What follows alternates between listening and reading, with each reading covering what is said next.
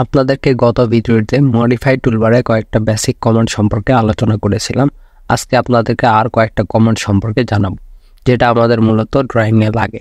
তো আপনাদেরকে প্রাথমিক অবস্থায় আমি বেসিক ধারণা দিচ্ছি। যখন আমরা ডিটেল ড্রয়িং শিখব বা যখন আপনাদেরকে ডিটেল প্ল্যান নিয়ে আমি আলোচনা করাবো, ঠিক ওই মুহূর্ত থেকে আপনাদের এই কমান্ডগুলোর ব্যবহার আরও ভালোভাবে এবং পরিষ্কারভাবে আপনারা বুঝতে পারবেন। তো এখন চলেন শুরু করা যাক। প্রথমে আপনাদেরকে মডিফাই টুলবারে আমরা চাম্পার কমান্ড সম্পর্কে জানাবো। তো এটার কাজ মূলত আপনার দুইটা রেখা বা লাইনকে সংযোগ করানো। তো এই জন্য আমি দুইটা রেখা ড্র করে নিলাম।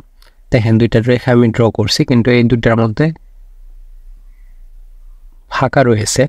তো এটারকে আপনার সংযোগ করানোর জন্য আমাদেরকে চাম্পার কমান্ড ব্যবহার করতে হবে। এই জন্য আপনারা প্রথমে এখান থেকে চাম্পার কমান্ড নিতে পারেন ক্লিক করে। আবার আপনারা CH যদি লেখেন সেক্ষেত্রে আপনাদের CHA লেখেন সেক্ষেত্রে আপনাদের চাম্পার কমান্ড আসবে। তো আমি এখান থেকে চাম্পার কমান্ড সিলেক্ট করে নিলাম, দেন এই দুইটা ক্লিক করে দিলাম। দেখেন আমাদের এই দুইটা রেখা সংযোগ হয়েছে। আবার আরেকটা বিষয় আপনাদেরকে বলি, এই একটা রেখা টানলাম এবং নিচের দিকে আমি সেমভাবে আরেকটা রেখা টানলাম। এখন এইটুকু ফাঁকার জন্য আপনারা আরেকটা কাজ করতে পারেন, যেটা হচ্ছে এক্সটেন্ড কমান্ড নিতে পারেন। এই জন্য EX দিয়ে ইন্টার প্রেস করেন, ডাবল ইন্টার যদি প্রেস করেন সেক্ষেত্রে এক্সটেন্ড কমান্ড হবে। এটার মাধ্যমে কিন্তু আপনারা বর্ধিত করতে পারেন রেখাকে আর কি। তো এই চাম্পার কমান্ডের যেটা কাজ সেটা হচ্ছে, এটাও আমাদের মধ্যে নির্দিষ্ট গ্যাপ ছিল, এই রেখাটাও আমাদের মধ্যে গ্যাপ ছিল, এই রেখাটাও আমাদের গ্যাপ ছিল। এই দুইটা রেখাকে আমরা সংযোগ ঘটাইছি। আর এক্সটেন্ড কমান্ডের কাজ হচ্ছে আমরা শুধুমাত্র যে কোনো একটা রেখাকে আমরা বর্ধিত করতে পারি।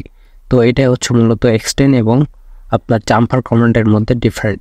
তারপরে আপনাদেরকে যে বিষয়টা সম্পর্কে জানাবো সেটা হচ্ছে স্কেল কমান্ড সম্পর্কে। এটার জন্য প্রথমে আমরা একটা রেক্ট্যাঙ্গেল ড্র করে নিলাম।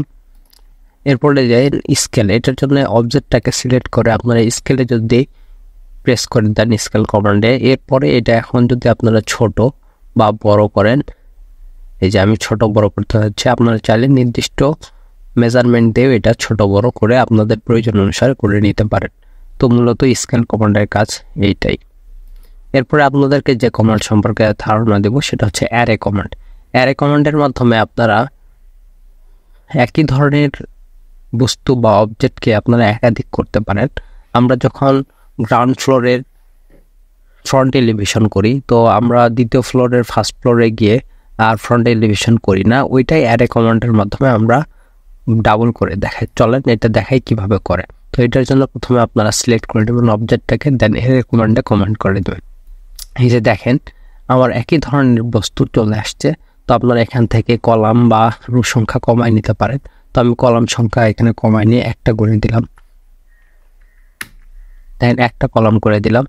এই যে, তো আপনারাও কিন্তু এইভাবে অ্যারে কমান্ডের মাধ্যমে এই কাজগুলো করতে পারেন। যখন আপনারা ফ্রন্ট এলিভেশন করবেন, সাইড এলিভেশন করবেন, ব্যাক এলিভেশন করবেন বা কোনো সেকশন করবেন, তখন আপনাদের এই অ্যারো কমান্ডটা কাজে দিবে। এরপরে যে কমান্ডটা সম্পর্কে আলোচনা করবো সেটা হচ্ছে অফসেট কমান্ড। তো অফসেট কমান্ড সম্পর্কে আপনাদেরকে এর আগেও জানাইছি, তো এখন আরেকটু বলি, যেহেতু মডিফায়ার কমান্ডের আন্ডারে এটা পড়ে, এটার জন্য এই যে অফসেট কমান্ড মূলত এটা। আবার আপনারা কিবোর্ডে ও লিখে ইন্টারপ্রেস করে অফসেট কমান্ড নিতে পারেন।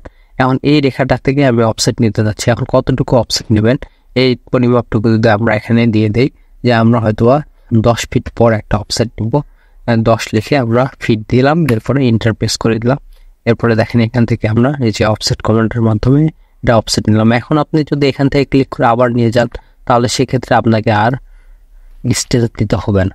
তো আমরা এভাবে অফসেট কমান্ডের মাধ্যমে যে কোনো বস্তুকে একাধিক বস্তুতে রূপান্তরিত করতে পারি বা একই শেপের বস্তু একাধিক করতে পারি। এরপরে যে বিষয়টা সম্পর্কে আপনাদেরকে ধারণা দেবো সেটা হচ্ছে টেক্সট। আমরা যে রেক্ট্যাঙ্গেল দাগালাম এটা আমরা এখন লিখে এখানে বোঝাবো এই রেক্ট্যাঙ্গেল। এই জন্য আপনাদেরকে যেটা করতে হবে, এখান থেকে টেক্সট কমান্ড নিতে হবে, বা আপনারা এখান থেকে ক্লিক করে কমান্ড নিতে পারেন। আবার টি লিখে যদি আপনারা ইন্টারপ্রেস করে দেন সেক্ষেত্রে আপনাদের টেক্সট কমান্ড হবে। এরপরে মাউসের লেফট বাটনে ক্লিক করে ড্র্যাগ করে নিচের দিকে নিয়ে এসে আপনারা এখন লিখতে পারেন রেক্ট্যাঙ্গেল।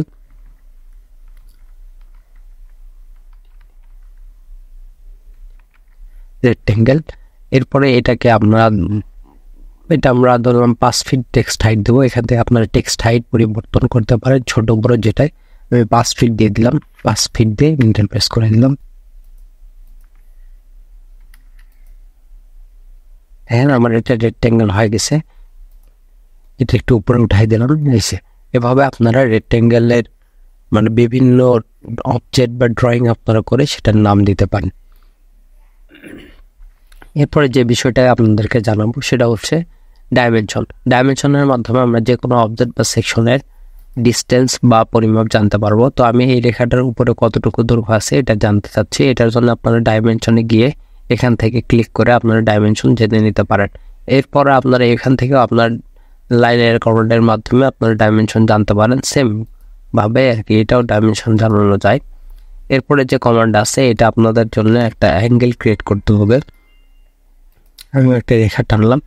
এখন এই রেখাটার আপনারা যদি ডাইমেনশন নেন বা লাইনার কমান্ডের মাধ্যমে ডাইমেনশন নেন তাহলে অ্যাকুরেট মেজারমেন্ট পাবেন না। এটা শুধুমাত্র আপনাদের দৈর্ঘ্য হরিজন্টাল বরাবর যে মেজারমেন্টটা সেটাই দেখায়।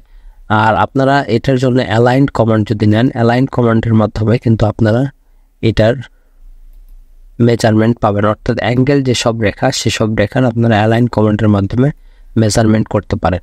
এরপরে যে কমান্ডটা সম্পর্কে জানাবো এটা হচ্ছে অ্যাঙ্গুলার। অ্যাঙ্গুলার মাধ্যমে যে কোনো দুইটা রেখার মাঝে যে আপনার অ্যাঙ্গেল বা কোণ ক্রিয়েট হয় এটা আপনারা জানতে পারবেন এই অ্যাঙ্গুলার কমান্ডের মাধ্যমে। দেখেন এইটার দুইটার মধ্যে আমাদের 32 ডিগ্রি অ্যাঙ্গেল রয়েছে। এরপরে যে কমান্ডটা সম্পর্কে জানাবো সেটা হচ্ছে লিডার। এটার মাধ্যমে আপনারা যে কোনো পয়েন্টকে নির্দেশিত করে যে কোনো কিছু লিখতে পারেন। ধরেন আমি এই কমান্ডটা এখান থেকে এখানে লিখলাম যে এটা হচ্ছে এ পয়েন্ট।